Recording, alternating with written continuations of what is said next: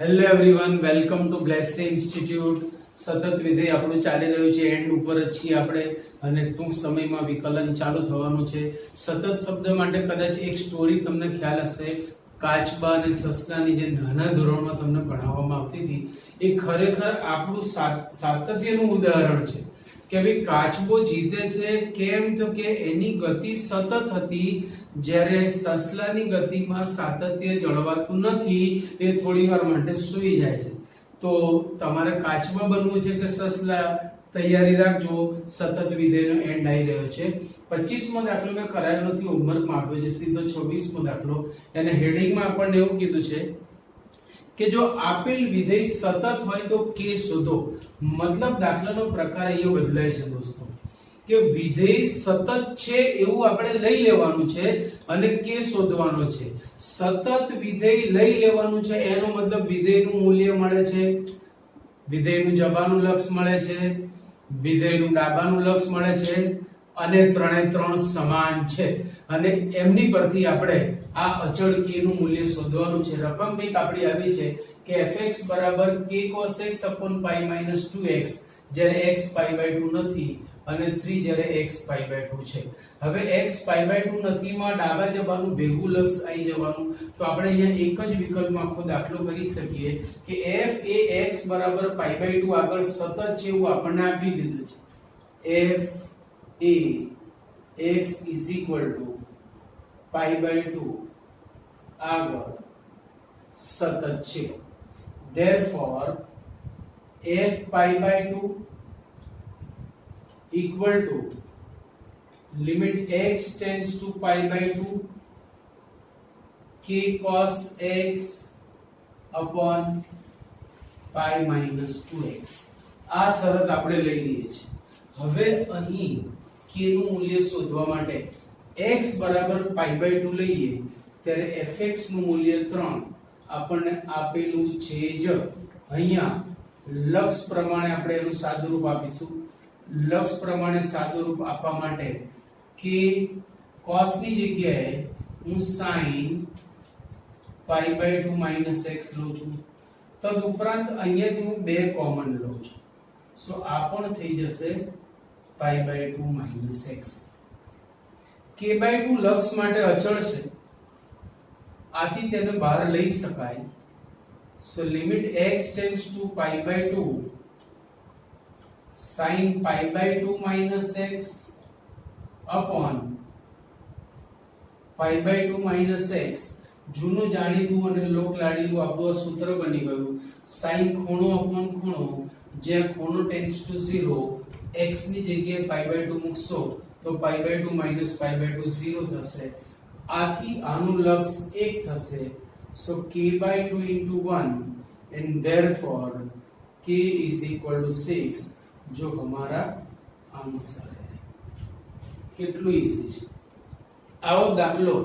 હવે જો 26મો દાખલો મેં તમને કરાયો, તો એના પછી 27, 28 ને 29 ત્રણે ત્રણ ખૂબ જ ઈઝી છે. આથી હું તમને હોમવર્કમાં આપું છું અને સીધો જ હું દાખલો કરાવું છું 30મો, જે થોડોક જુદો છે, બાકી આની પર આધારિત છે. અહીંયા શું કીધું છે? a અને b ના મૂલ્યો. So what is the difference? અહીંયા એક જ અજ્ઞાત શોધવાનો હતો, અહીંયા બે અજ્ઞાત શોધવાના છે. સો ઇનડાયરેક્ટલી આપણને કીધું છે કે તમારે 2 અને 10 આગળ સાતત્ય ચકાસવાનું છે. તો જ્યારે જ્યારે તમને એવું કીધું ના હોય કે x pi by 2, ભાઈ x બરાબર 2 આગળનું સાતત્ય, તો અહીંયા ઇનડાયરેક્ટલી તમને એવું કીધું છે કે આપેલું વિધેય 2 અને 10 આગળ સતત છે. યાદ રાખો, આગળ પણ ચર્ચા કરી હતી, આજે ફરીથી કહું છું કે જ્યાં આગળ શરત તૂટક બનતી હોય ત્યાં આગળ જ સતત વિધેય છે એવું આપણે લેવાનું. તો અહીંયા બે વખત ચર્ચા કરવી પડશે, એક 2 આગળ અને એક 10 આગળ, જેના કારણે આપણને ab સ્વરૂપના બે સમીકરણ મળશે. જો વારાફરતી આપણે એની ચર્ચા કરીએ. f એ x બરાબર 2 આગળ સતત છે. f એ x બરાબર 2 આગળ સતત છે. હવે જો આ જે શરત છે એ 2 આગળનું મૂલ્ય પણ આપે છે અને ડાબાનું લક્ષ પણ આપે છે. તો ડાબાનું લક્ષ અને મૂલ્ય બંને 5 જ છે એટલે આપણે શું કરીશું આમાંથી એક વિકલ્પ લઈશું અને બે આગળના જવાના લક્ષની ચર્ચા કરીશું x એ બે આગળ સતત છે માટે f2 equal to limit x tends to 2 plus fx અહીંથી મેં મૂલ્ય લીધું અને અહીંયાથી જવાનું લક્ષ લીધું ચલો x બરાબર 2 લઈએ તો fx નું મૂલ્ય 5 આપણને આ શરતમાં આપેલું છે equal to limit x tends to 2 plus x એ 2 ને જમણી બાજુએથી અનુલક્ષે છે x એ 2 કરતા મોટો અહીંયા છે એટલે મારે આ વિધેય લેવાનું હવે વિધેય તો લીધું લક્ષ માટે આપણે જાણીએ છીએ કે જો છેદ 0 થતો હોય અથવા અંશ ઇન્ફિનિટી થતો હોય તો જ લક્ષ ન અપાય અન્યથા લક્ષ આપી શકાય તો અહીંયા છેદ 0 થતો નથી આથી લક્ષ આપી શકાય મતલબ x ની જગ્યાએ 2 મૂકી શકાય એટલે 2a b બોલો એવી સ્વરૂપનું એક સમીકરણ આવ્યું ક્યાંથી મળ્યું આપણને આ સમીકરણ તો કે વિધેય x બરાબર 2 આગળ સતત છે ત્યાંથી હવે 10 આગળની વાત કરીશું તો અહીંયાથી આપણને x બરાબર 10 આગળનું મૂલ્ય પણ મળશે અને જવાનું લક્ષ પણ મળશે જ્યારે x એ 10 ની ડાબી બાજુમાં છે એટલે ડાબાનું લક્ષ આ આવશે તો અહીંયા આપણે પાછા બે વિકલ્પ બનાવવાના જો f એ x બરાબર 10 આગળ સતત છે મૂલ્ય અને ડાબાનું લક્ષ લઈશું માટે f10 equal to limit x tends to 10 minus fx મૂલ્ય આપણને આપેલું છે f10 is 21 is equal to limit x tends to 10 minus ડાબાનું લક્ષ એટલે કે ax b હવે x ની જગ્યાએ 10 લઈ શકાય કારણ કે છેદ 0 કે અંશ ઇન્ફિનિટી થતો નથી x ના સ્થાને 10 લેતા 10a b અને માટે 10a b is 21 નંબર 2 હવે આ બે સમીકરણની મદદથી આપણે a અને b ના મૂલ્યો શોધવાના છે તો જુઓ 2 પરથી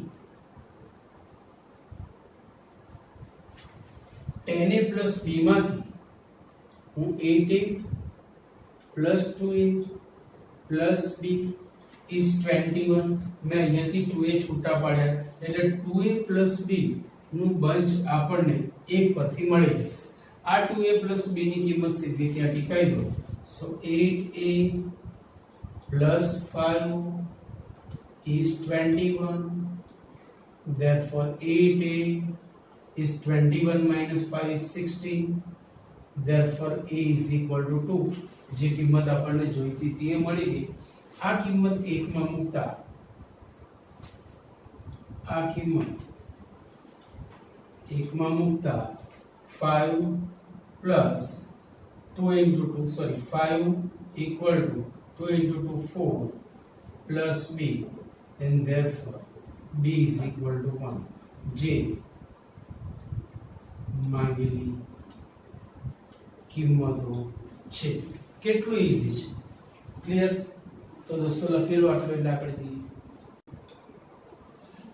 સંયોજિત વિધેયનું સાતત્ય આગળ મેં તમને સમજાયેલું છે આજે ફરીથી જરાક એની પર આધારિત દાખલા આવે છે એટલે એક ફોકસ કરી લઈએ કે ભઈ f એ a થી b નું ધારો કે વિધેય છે ધારો કે f એ a થી b નું વિધેય છે અને g એ b થી c નું વિધેય છે આમ આ બંને વચ્ચે સંયોજિત વિધેય આપણને મળી રહ્યું છે f ના પ્રદેશનો ઘટક છે c એને સંગત સહપ્રદેશમાં fc મળશે fc એ f ના સહપ્રદેશમાં છે પરંતુ g ના પ્રદેશમાં છે જો તે g નો પ્રદેશનો ઘટક હોય તો તેનું પ્રતિબિંબ g of fc એ ગણ c એટલે કે g ના સહપ્રદેશમાં મળે તો આપણે એમ કહી શકીએ f એ x બરાબર c આગળ સતત છે તથા g એ fc આગળ સતત છે આથી કહી શકાય કે g સર્કલ f કોનું સંયોજન થયું આ f અને g નું g સર્કલ f પણ x બરાબર c આગળ સતત છે ક્લિયર પોઈન્ટ આટલો. તો હવે આપણે દાખલાઓ જોઈએ. દાખલા નંબર 51 ઉપર જઈએ છે. બતાવો કે દાખલા નંબર 31 fx cos x2 એ સતત વિધેય છે. 31મો દાખલો આપણે જોઈએ. બતાવો કે fx cos x2 સતત વિધેય છે. સો આટલી વસ્તુ તમે સ્વીકારી લો ભાઈ, આટલી વસ્તુ સ્વીકારી લો. તમામ બહુપદીય વિધેય સતત છે, ત્રિકોણમિતિય વિધેય સતત છે, માનાંક વિધેય સતત છે. આટલી વસ્તુ ખાસ યાદ રાખી લો. ફરીથી અહીંયા લખો છો, બહુપદીય વિધેય સતત છે. પહેલું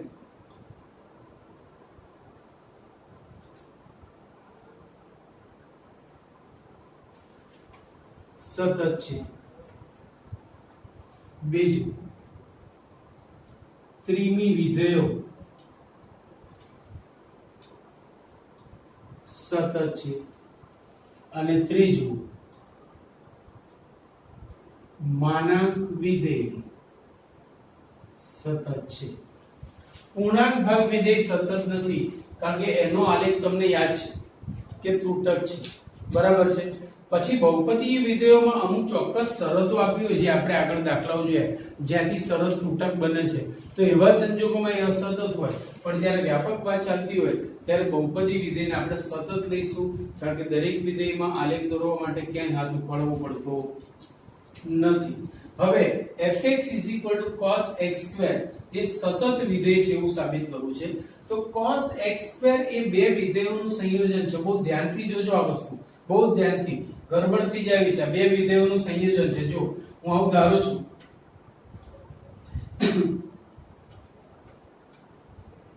gx x2 તથા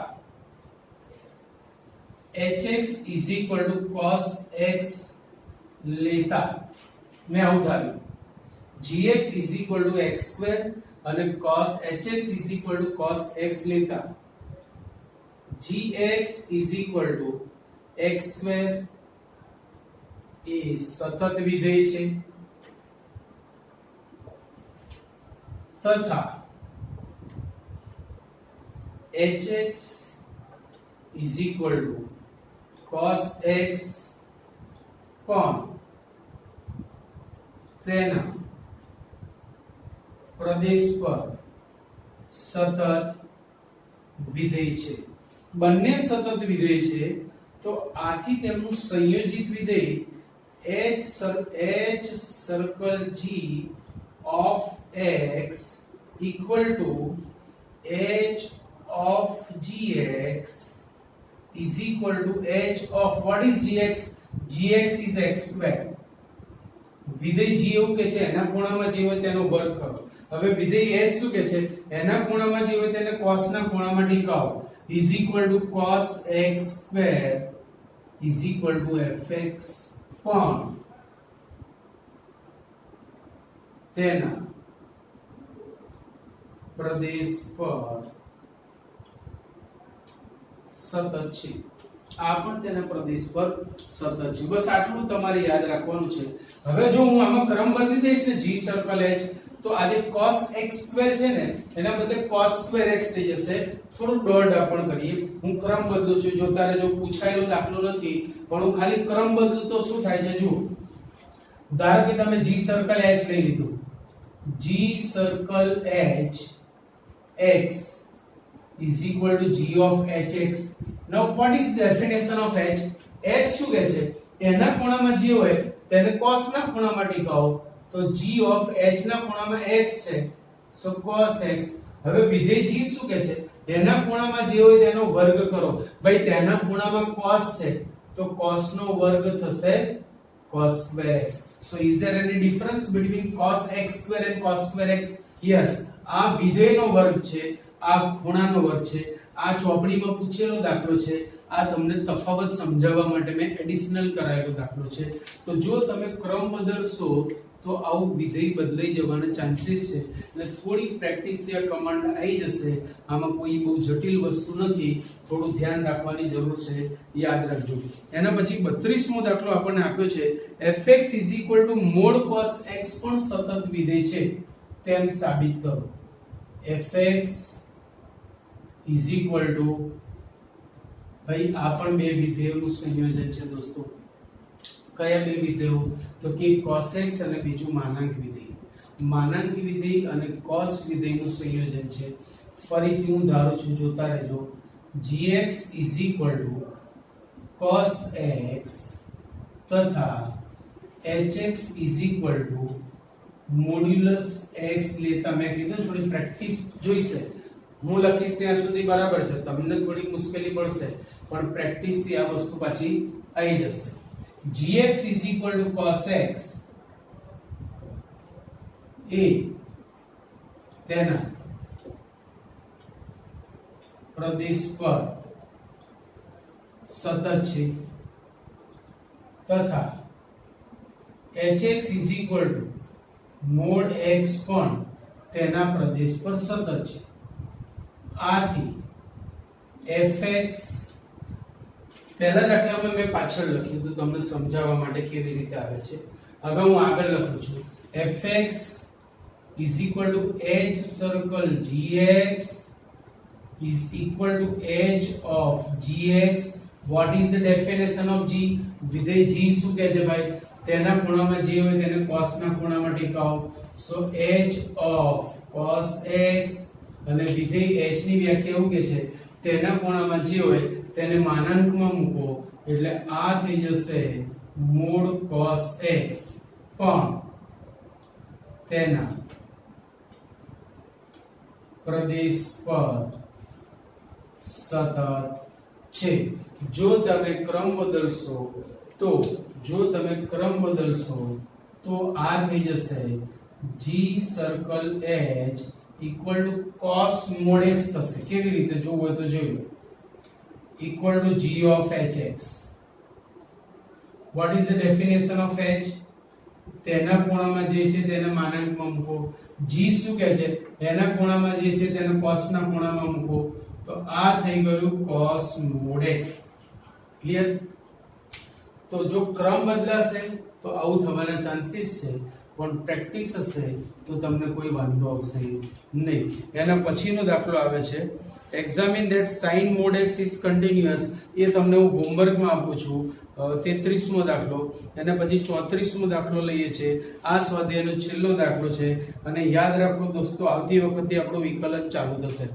fx is equal to mod x minus mod x plus 1. 34મો દાખલો. fx is equal to mod x minus mod x plus 1. હવે અહીંયા સતત વિધેયોનું બીજગણિત કામ કરશે. તમને ખબર છે કે જો બે વિધેયો સતત હોય તો તેમનો સરવાળો, તેમની બાદબાકી, તેમનો ગુણાકાર, તેમનો ભાગાકાર બધું જ સતત થાય. તો અહીંયા ધારી લઉં છું કે gx is equal to mod x એ પ્રદેશ પર સતત છે તથા hx is equal to mod x plus 1 પણ તેના પ્રદેશ પર સતત છે. આથી fx is equal to gx minus hx means mod x minus mod x plus 1 પણ તેના પ્રદેશ પર સતત છે. એટલે અહીંયા ચોપડીમાં એવું કીધું છે કદાચ કે find all the points of the discontinuity. એટલે આ વિધેય ક્યાં આગળ અસતત છે એ બધા બિંદુઓ લાવો. તો અહીં fx એક પણ બિંદુ આગળ અસતત નથી. બોલો ક્લિયર બેટા? સો આટલી વસ્તુ ખાસ ધ્યાન રાખજો. આપણું સતત વિધેયનું કામ અહીંયા પૂરું થાય છે. સ્વાધ્યાય 5માં કદાચ સતત વિધેયના દાખલા છે, આપણે પછી જોઈશું, પણ અહીંયા સતત વિધેયનું કામ પૂરું કરી અને આવતા લેક્ચરથી આપણે વિકલન ધમાકેદાર ચાલુ કરીએ છીએ. ઘણા વિદ્યાર્થીઓએ હજી સૂત્રો મોકલાયા નથી, મેં ગ્રુપ ઓપન કર્યા છે. હવે હું એક જ દિવસ માટે ગ્રુપ ખુલ્લું રાખીશ અને એ દિવસે તમારે સબમિટ કરવાનું યાદ રાખજો, નહીતર તમારું વાઈ ગયું બરાબર, કારણ કે મન ફાવે એમ તમે ડિપોઝિટ ના કરશો. સબમિટ જે તે દિવસે જ કરવાનું છે. આજનું હોમવર્ક આજે જ સબમિટ કરજો, કાલે બંધ થઈ જશે ગ્રુપ, પછીના લેક્ચરમાં પાછું ચાલુ થશે. સમજી ગયા? ક્લિયર? તો આવતા લેક્ચરમાં વિકલન સાથે મળીએ છીએ. Okay, C you, bye bye.